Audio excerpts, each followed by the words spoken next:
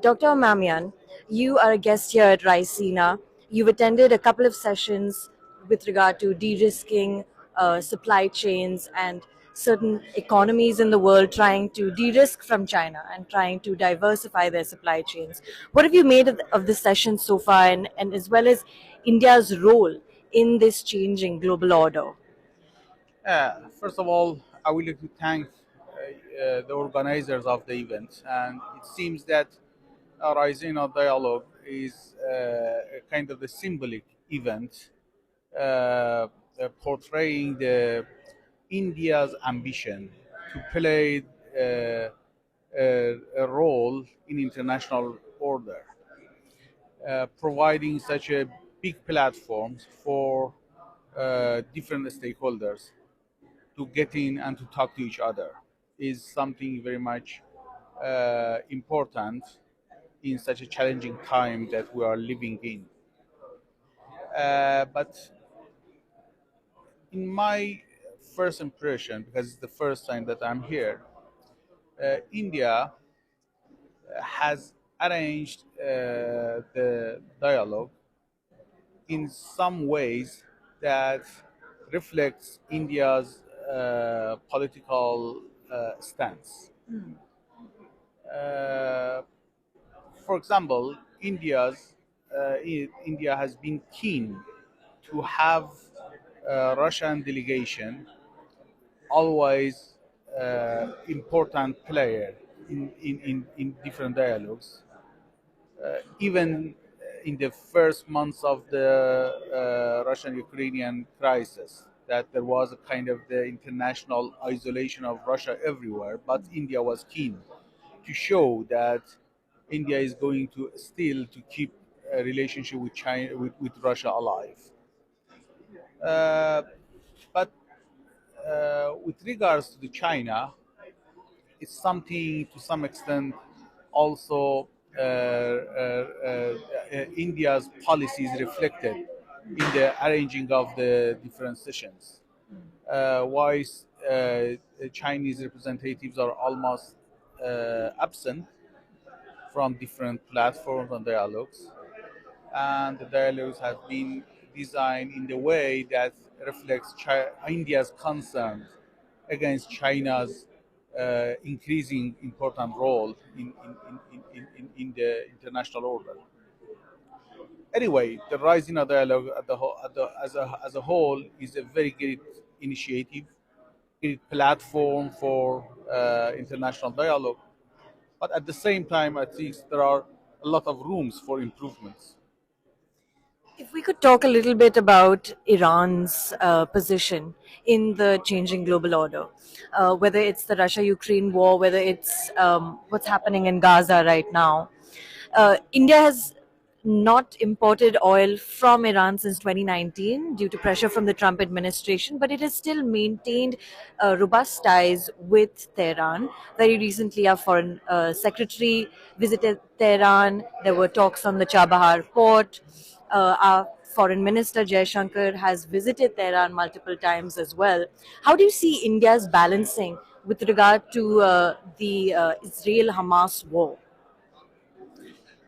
I think it's two different issues that you raised during your question.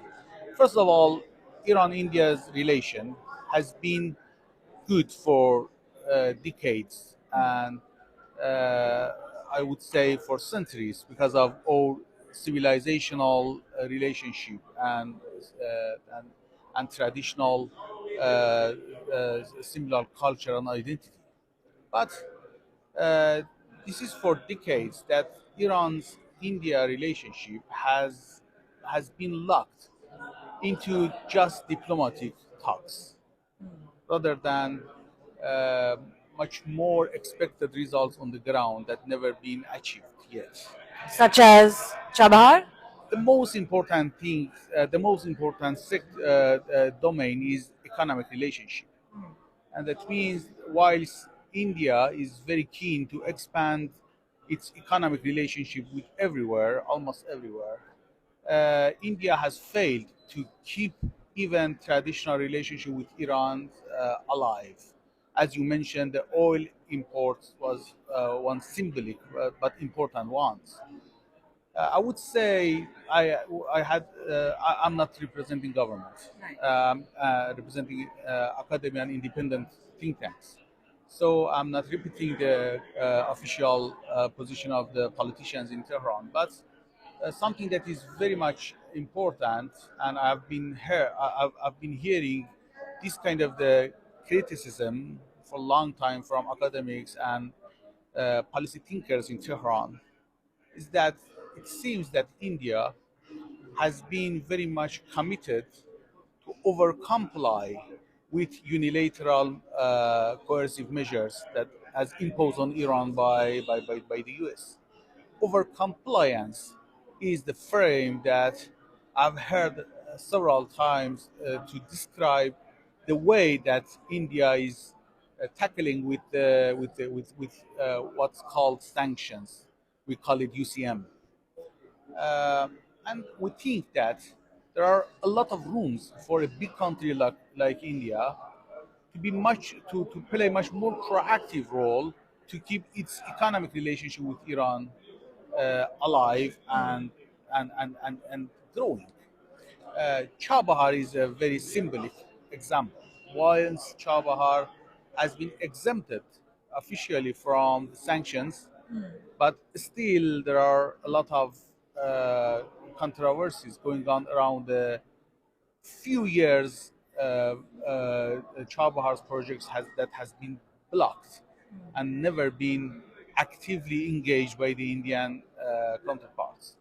But just we are not going to decrease, to just downgrade economic relationship between such big civilizations and big countries together only to the Chabahar project. But Chabahar project is a symbolic one, and I would say, and I have said this kind of I have conveyed such a message from intellectual part of the society that uh, if Indian politicians think that they have good relationship with the politicians in Tehran, but uh, intellectual part of the Iranian society has a lot of questions about the Indians' approach towards Iran that I think we need to uh, provide such a platform for much more societal dialogue between two societies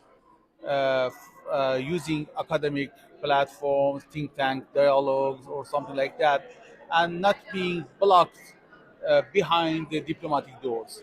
It's not enough. It's not going to provide such a mutual understanding of two societies and to convey the messages and expectation of two societies to each other. We need to find some other platform to deepen up the dialogue and to provide, as I said, a mutual understanding of two societies from each other. You're talking about people to people ties and education and academia in specific. Yeah, and the role that we are playing now, being here not as a representative of the government, being here as an independent think tank, is something that we need to proliferate, to repeat, and it's something that is very much needed. But you asked the second question about the India's role in India's position on the position. Gaza wars. Yeah. It's something very very important. But I would say that the first question still needs a lot of discussion about India-Iran relationship. Uh, but with regards to the Gaza crisis, I think uh, India's policy has been criticized from different aspects. First of all, Right. yeah. First of all, because India has never played an active role in mediating or resolving such a big crisis. For an ambitious, growing international player, not being active in such an important historical crisis is something I think very much contestable. But some might argue that India has, given Palestine a lot of aid. It's, whether it was also in the Russia-Ukraine war, it helped negotiate the Black Sea grain deal. So one might argue, for India, these might be far-off corners, but it still tried to do as much as it can with regard to resolving these conflicts or encouraging dialogue and diplomacy. Actually, I'm not expert of the field, first of all, but from a public point of view, if you just refer to the pools, public opinion pools, international and regional pools that have been published recently, you can find the India's position justifiable by the public, because most of the people, at least in the West Asia, they are expecting much more proactive role from India, particularly with regards to India's good relationship with with the ruling party in Israeli regime. It's something that has been criticized a lot, whilst India has been outspoken and very clear in condemning the October 7th operation. India has been always silent about contextualizing that operation that has been come out from 70 years of occupation and ethnic cleansing. But it's talked about a two-state solution quite vehemently. Yeah, but you know that two-state solutions has been clearly and transparently denied by the current government of Israel, Israeli regime, but never been criticized by the India. And something that is very much more important than two-state solution or one-state solution is that the ethnic cleansing operation that is happening now on the ground, and even India never tried for a ceasefire. It's something that very much expected from the international community, that everyone is witnessing how countries are positioning themselves in such a crisis, humanitarian crisis, providing aid while Gaza is under sanction, as is surrounded by the Israelis, doesn't mean anything. First of all, we need to have a kind of the international willing and convergence on the necessity of the ceasefire. Secondly, we need to be outspoken and clear about our solutions, not being silent and not being shaking hand in front of the cameras with someone that is denying any rights for a large proportion of the native people of the country to live. It's something that is very much expected from India, because of India is very rich culture and civilization, and has been very important and is going to be much more important. And at least the intellectual part of the society in Tehran, in Iran, has a lot of questions, and I would say that we need some platform just to talk to each other. Maybe there are a lot of rationales from the Indian part that we never heard yet, and we need to discuss about to each other. Something that also, last but not least, from my side, to answer this question, is that even this platform, this dialogue, has something that has been absent, totally absent from this platform, the Gaza crisis. Was the Gaza crisis? Gaza crisis never been mentioned any time, anywhere, since yesterday that I have been actively participating in different sessions. Only one, with one Israeli guy participated, and they condemning the October 7th only, nothing else. Whilst I have been in several other international forums and platforms in last few months, and every platform have been dominated by the Gaza as the main crisis that the current world are facing with. But this dialogue has been always Gaza-free dialogue. Well, Dr. Amamian, thank you for taking the time out. It's still day 2 here at Raisina, so we might find conversations and discussions that feature the Gaza crisis, even the Red Sea situation prominently. Thank you for joining the print. We'll be monitoring this very important Raisina dialogue, as I'm sure you will be as well. Thank you for you and organizing us a dialogue. As I said, it's a very good initiative from the India, and it's something very much needed for an increasing important player of the region and the world. Thank you very much.